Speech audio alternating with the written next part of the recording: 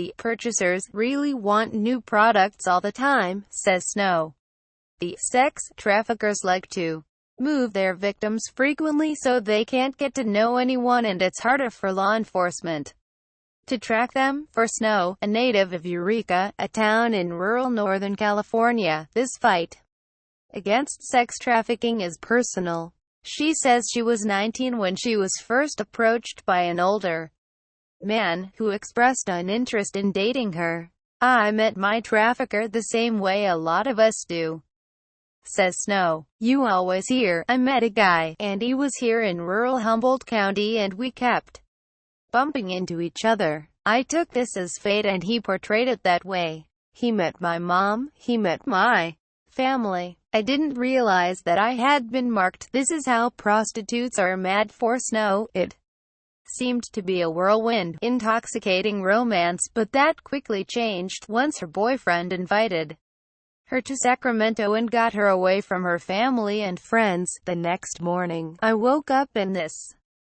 man was standing in front of me. He had these 6-inch heels, which I've never worn heels in my life, being 6 feet tall, and this little pink skirt. I've never worn pink in my life. And he wanted me to put these on and told me I had to get to work." At first Snow thought he was joking. "I told him I'm on vacation." "Like, what are you talking about? And he's telling me you're not you anymore. This is not your name. Your name is now Angel." Snow recalls, "There was no way to get out of this situation. He took my clothes, my shoes, my keys, my phone, and eventually he started saying he is not who he said he was, that he's actually a pimp, and this is how prostitutes are made." Sex trafficking, the new American slavery's now wanted to run, but the trafficker threatened to harm her 14-year-old sister. "The next thing I know was being taken to a brothel," Snow says. "I was trafficked throughout the San Francisco Bay Area for 8 months of my life." Snow says she tried to escape several times.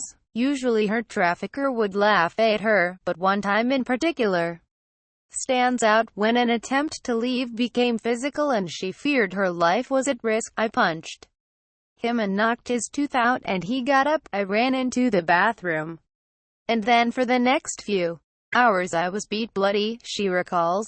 "I was strangled. He was dragging my body to a car. When I woke up, my throat was so swollen and black and blue. I still have busted capillaries in it from all that surviving." The Games now eventually managed to escape with the help of a friend.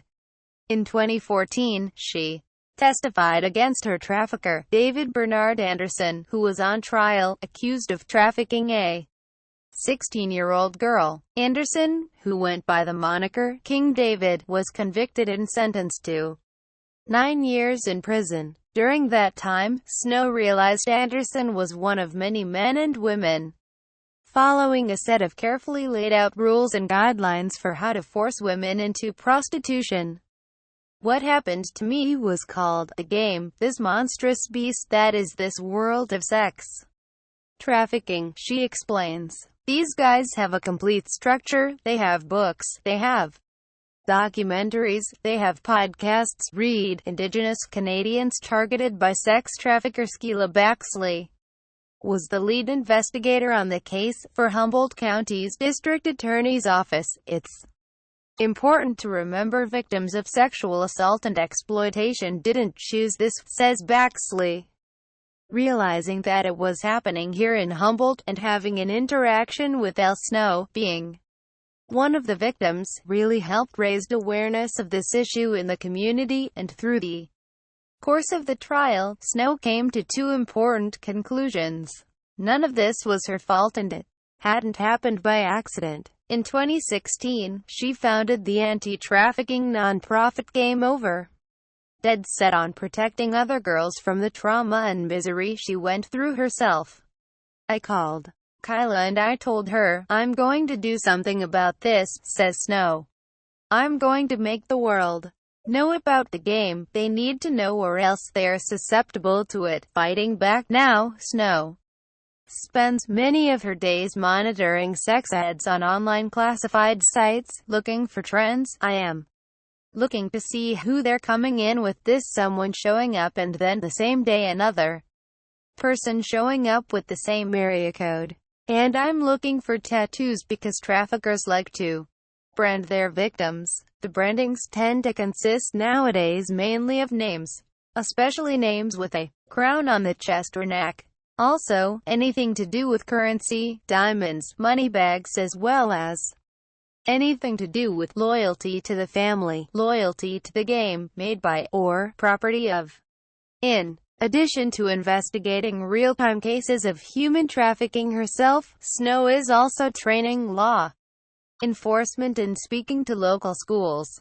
Recently, she co-wrote and produced a play with 3 students from the Dell'Arte International School of Physical Theater, called Jane Doe in Wonderland. It's a modern reinterpretation of the Lewis Carroll classic based on Snow's own experiences. CNN attended a recent evening performance in front of a packed house at Eureka High School. If you're putting posters everywhere and everybody's talking about it and they're saying, "Hey, I know what a pimp is.